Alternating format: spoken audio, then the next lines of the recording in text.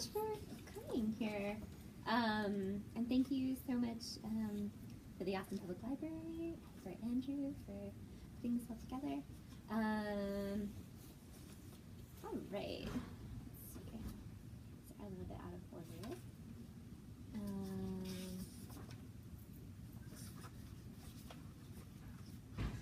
Hold on a second. Sorry. Oh, there we go. Okay. This is my assistant. Thank you so much.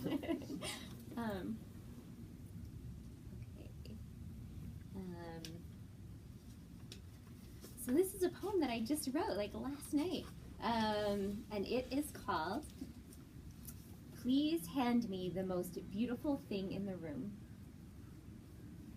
I am a murderess. I have murdered all the succulents again and again. But even so, today I bought 2 new ones, babies, from a table outside the Whole Foods. I really don't want them to die. I bought them some special soil, which is actually just small rocks, and some pots that someone on YouTube said would help them breathe better. And then instead of cooking and eating my own dinner, I repotted them over the sink, spreading the threads of their roots out on a paper towel, rubbing the black dirt from them, talking to them, saying, "I am going to keep you guys alive, I promise. I am going to grow old with you." I did not tell them that I've said such things to others that went on to die miraculously fast, softening and then flopping over in their white hexagons of sunlight, everything I thought as it should be, and yet. This morning I woke up too early and couldn't fall back asleep. A bleary, yellow hour, I watched him sleep inside it so cleanly, like a stone in the snow. It took everything in me not to touch him, to not push his hair back from his forehead. There is something in me always that wants to take the most beautiful thing in the room and put my hands all over it, change its chemical composition slightly so that I had something to do with it. On the anniversary of your death this year, I went to an AA meeting. I walked up to the front of the building where all the men were standing around, smoking cigarettes, steam cartooning off their tiny styrofoam cups of coffee. They were very polite to each other and to me. A man asked me if I was there for the meeting, and from a strange place inside myself, I heard a girl say, no, not today. And this girl, she thought of you then, seeing you as if from the other side of a train window. You standing on the platform in your black wool coat, your hair in your eyes, your hair a puff of black smoke, my eyes trying to hold you in place. How, according to the laws of physics, a thing can feel like it's zipping away from you, when in fact it's standing completely still, its hands in its pockets, and you're actually the one doing the zipping. Instead of going inside the meeting, I went to the Whole Foods, where I bought a mineral water flavored with mint, a head of purple cauliflower, a small metal tube with an iridescent cream in it that's supposed to reverse the signs of aging, and 2 2-inch succulents. I don't even know what kind they are.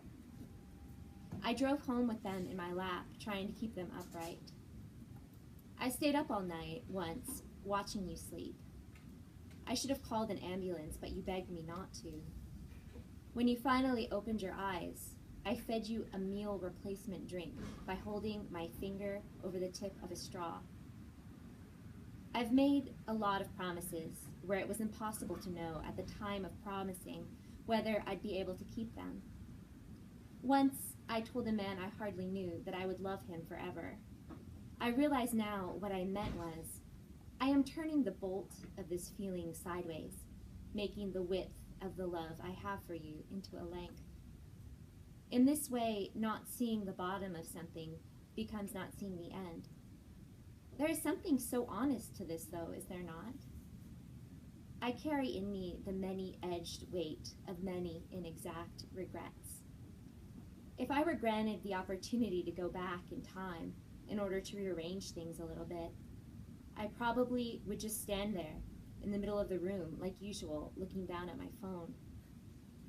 I read an article on my phone once, while stuck in traffic, about a dog that rides the bus to the park every day by himself.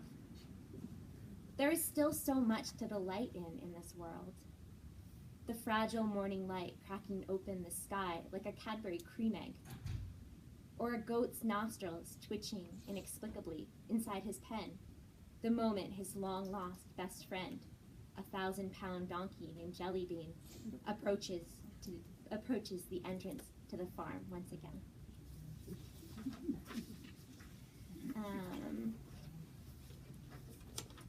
Okay, and this next poem that I'm going to read is tentatively called, meaning that this probably won't be the title of it for very long, but tentatively it's called Still Life with Ice Sculptures.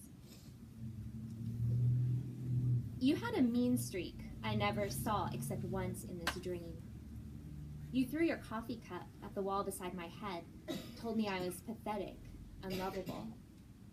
This was the only dream I had of you after you were dead. That night, I'd had too much to drink. At the bar, I even had a shot called a blowjob, which I'm ashamed to say was sort of delicious, and if it had a different name, I would probably order it again. I don't remember the walk home, but I woke up on the bathroom floor, using the dog bed for a pillow, your voice throbbing awfully in my head.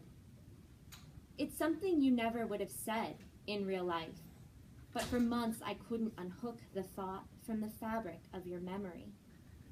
Every time I made a bad decision, I would imagine you watching me. I still have the habit, for instance, of falling for men who make me feel like I'm on drugs. I'll leave my groceries sitting on the porch all day, thawing. I'll sleep in my jeans, go so long without combing my hair I eventually have to cut the knots out with manicure scissors. What is it about me? It's troubling, feeling like this complete lunatic. Spilling Gatorade all over the passenger seat, missing my exit off the freeway, pulling into the service station because Eric Clapton is on the radio and I am full body crying. And then the screen on my iPhone will light up with a text from him saying simply, "What's up, girl?" And it's like every cell in my body lets out the little breaths they've all been holding, all at once, and I'm able to think to the end of a thought for the first time in days. What cocktail is it that conjures up your likeness in my sleep, speaking in tongues? Why can't you come to me as you once were, pretending to play your guitar with your teeth, or trying to cut salami with a spoon? Why won't you just tease me once more about how I'm always carrying a yoga mat? Truth is, I regret so much. The last time you called me, I don't think I picked up. One thing about death is that your relationship with the person stays permanently right where you left it. You can't pick it up, turn it over, wipe the crust from its eyes, tell it about the breakthrough you had in therapy. Last night it was so hot in the house. The dog kept begging for ice cubes. She'd run into the next room, then come back for another, again and again. Later I watched as she ran around, a little frantic, stopping to sniff the puddle of water emerging from beneath the sofa. She'd been hoarding the ice, squirreling it away for her future self. Don't we all think that hiding something well is enough to keep it safe? In the dream, the coffee from your cup floated in the air in globules around me for a brief moment, like astronaut food, before it stained my dress.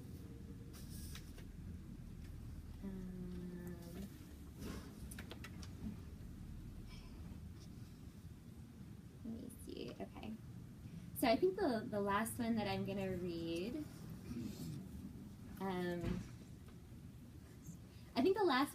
is kind of a mess.